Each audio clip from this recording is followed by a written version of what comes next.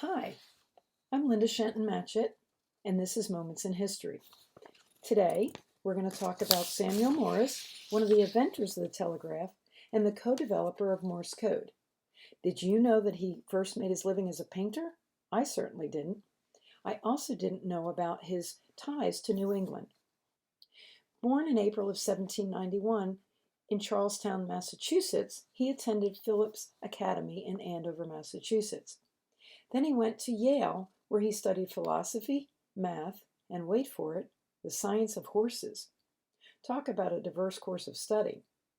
He was also interested in electronics and attended numerous lectures on the subject.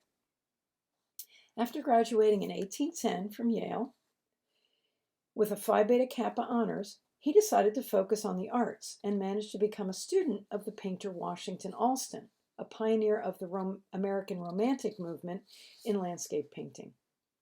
Allston saw great promise in Morse and talked him into going to England with him to meet the artist Benjamin West, also an American-born painter, who had taken England by storm with his paintings of historical scenes such as the death of Nelson, the death of General Wolfe, and Benjamin Franklin drawing electricity from the sky. Morse ended up staying for 3 years, through Britain's War of 1812 with the U.S. And don't you wonder how awkward that was? He gained admittance in the Royal Academy of Arts, but unfortunately, by the time he returned to the U.S. in 1815, he discovered that Americans were not interested in his paintings. He was quoting as saying that most Americans' taste in art was totally unrefined.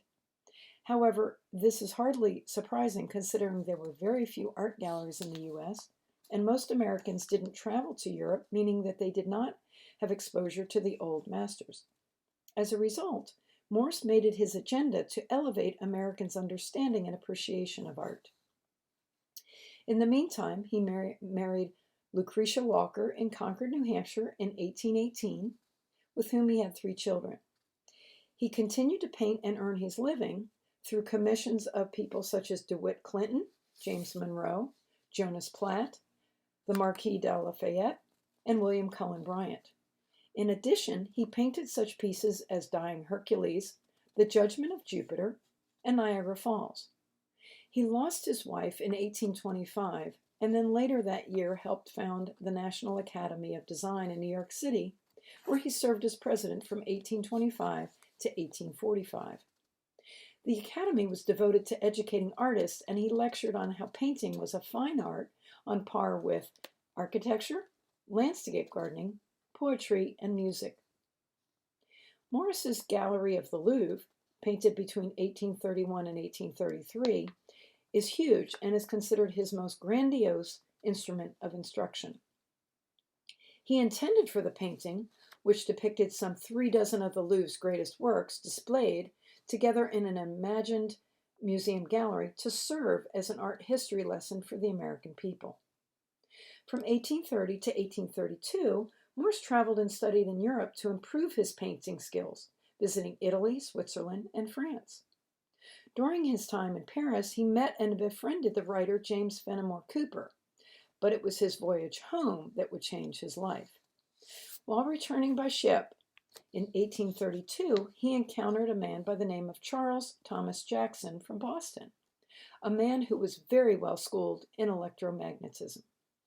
Witnessing the various experiments with Jackson's electromagnet, Morse became fascinated with the possibility of developing an electronic telegraph. He later learned more about the topic from American physicist Joseph Henry. Working with Professor Leonard of NYU, who was a friend of Henry's, he was able to work out the problem of getting the signal to carry at a greater distance by introducing the concept of relays. This allowed him to send a message through 10 miles of wire. The 2 men were joined by Alfred Vail, who was a machinist, but more importantly, he was very well off financially. In collaboration with the 2 men, Morse eventually produced a single-circuit telegraph that worked by pushing the operator key down to complete the electric circuit of the battery. The action sent the electrical signal across a wire to a receiver at the other end. All the system needed was a key, a battery, wire, and a line of poles between the stations. To transmit the messages across the wires, Morse and Vail created what became known as Morse code. The code assigned letters in the alphabet and numbers a set of dots, short marks, and dashes, long marks, based on the frequency of their use. Letters used often, such as E, got a simple code, while those used infrequently, such as Q, got a longer and more complex code. In 1843, Morse and Vail received $30,000 in funding from the U.S. Congress to set up and test their telegraph system between Washington, D.C. and Baltimore, Maryland. And on May 24, 1844, Morse sent Vail that first historic message, "What hath God wrought?" The message, sent in Morse code from the old Supreme Court chamber in the U.S. Capitol to his partner in Baltimore, officially opened the completed line. Morse had allowed Annie Ellsworth, the younger daughter of a friend of his, to choose the words of the message, and she selected a verse from Numbers 23:23. The telegraph system subsequently spread across America and the world, aided by further innovations.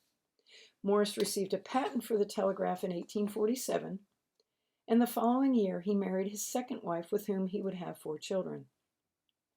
Later, he was elected as an associate fellow of the American Academy of Arts and Sciences. Beginning in 1844, submarine telegraph cables allowed for the first rapid communication between continents. By October of 1861, the overland telegraph connected the west coast of the continent to the east coast, bringing an end to the Pony Express. Australia was first linked to the rest of the world in October in 1872 by a submarine telegraph at Darwin. Unfortunately, Morse did not live to see that, having died in April of 1872, not quite a month before his 81st birthday. The telegraph across the Pacific was completed by 1902, finally encircling the world.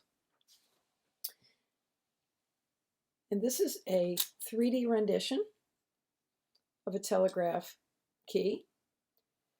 There is a lock, and when you unlock that piece, then this is able to tap and send your messages. I'm Linda Shenton-Matchett. This has been another moment in history about Samuel Morse and his telegraph. If you enjoyed that, be sure to subscribe so that you can receive additional episodes as they come out. And if you really like history, you may want to stop by my blog, which is located at www.lindashentonmatchett.com. Thanks for coming and have a great day.